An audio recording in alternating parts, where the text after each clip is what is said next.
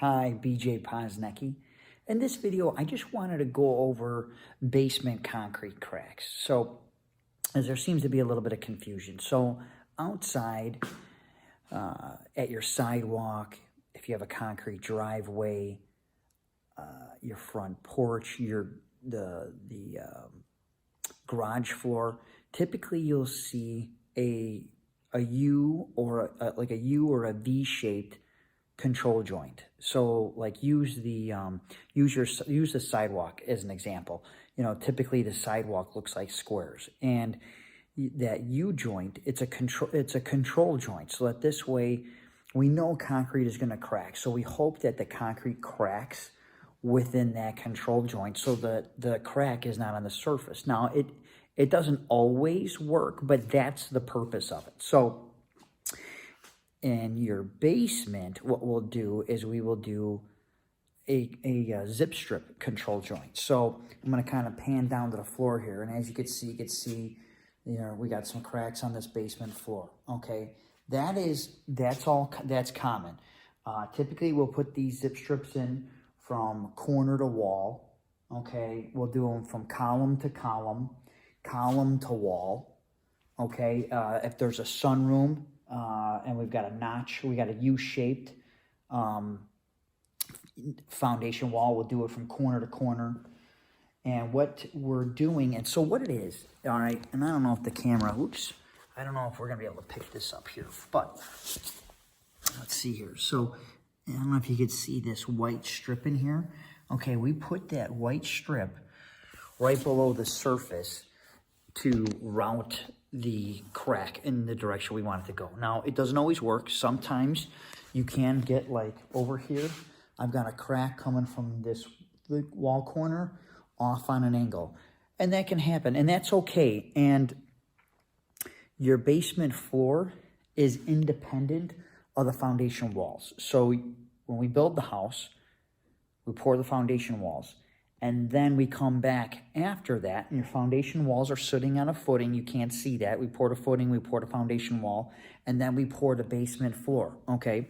So these two, sections, let's just call it sections of concrete, are independent of each other. So when you have cracks on your floor or even the foundation walls, that doesn't necessarily, I should correct myself, more than likely it doesn't indicate that there's any issues or structural issues, especially with the floor, because it has nothing to do with the foundation walls. So now your builder, they may offer a warranty on cracks, a couple, 1 or 2 years, and they may have an allowed tolerance. So I know some builders will use 1/4 of an inch allowed tolerance. So meaning that they wouldn't take any action unless if the crack exceeded 1/4 of an inch within, let's say, 2 years. So, and then what they would do is, let's say the cracks are pretty big, like, actually this is a good example here. These cracks are pretty big. I didn't put a tape measure, but I'm just eyeballing them. They're getting close to that 1/4 inch mark.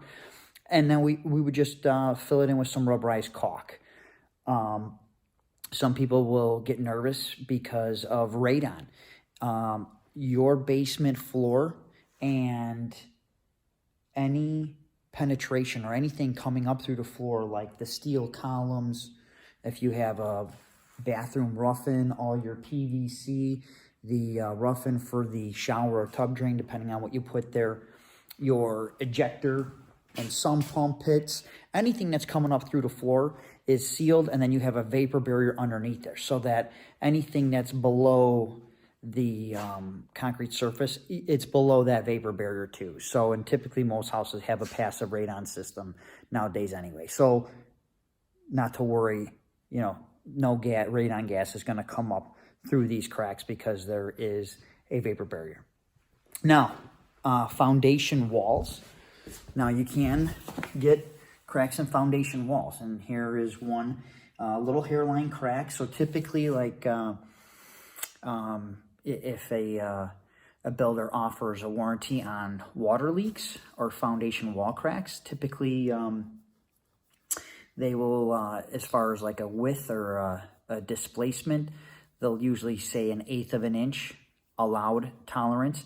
I'll be honest with you, typically with an in-grade, meaning the basement is completely below in the earth, usually if the crack is 1/8 of an inch, it's leaking. So I would usually go by the crack is leaking would supersede the crack displacement. So I know at some point in time, this one crack, it leaked because I can see the water staining. That is the minerals and the salt. Every masonry product, you may have seen one of my other videos, they did an effervescence.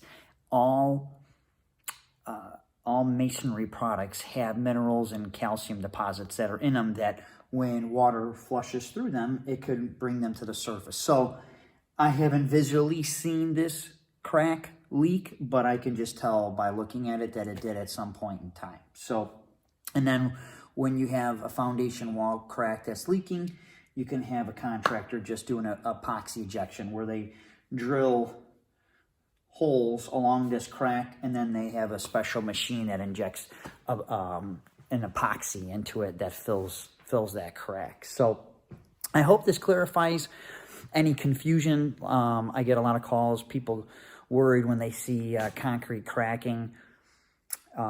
Unfortunately, there's no getting around it. I mean, with everything, with all building products expanding and contracting, concrete is one of them. It's not an exception to the rule. So you will get concrete cracks. We hope with our control joints and these zip strips that the crack routes the way we want to, but it doesn't always work. So, but there is nothing structurally wrong when you have cracking in concrete. Now, unless if, and I, not to get too complex here, but unless if, let's just say you have a foundation wall, and let's say you have cracks running off on an angle, okay, like to the right and to the left, like you have a really big wall. I know this wall's got some stuff on it here, but let's just say we had a real long wall. We had on the right side, we had an angle, crack running off on an angle, and then off to the left over here, we had another one running off to an angle, and as they went up, they kind of opened up like a V shape. So not only do they look like a V on the wall, but they also open up in a V-shaped pattern. That usually is an indication that the foundation wall has been compromised. And typically, as you go up, like, we're in the basement, if we went up to the first floor, and then if you have a second floor or however many floors, as you go up along that wall, the issue would get more pronounced. Like you would see drywall cracking, you would see doors shifted, you would see the settlement and the movement. And then, that would be an indicator that you have an issue.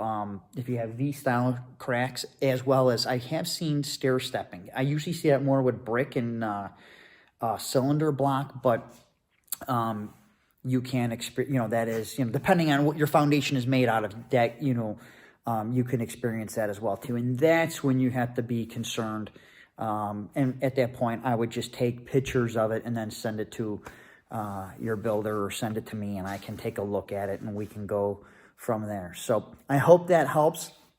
Like I said, 99 out of 100 times your cracks are just settling, nothing major. It's all minor stuff, and nothing to be alarmed about. So I hope this clears up any confusion. If you like this video, please give it a thumbs up, subscribe, and leave a comment. Let me know what other videos you guys want. I love making these videos for you. I hope you find them helpful, and reach out to me if you need anything.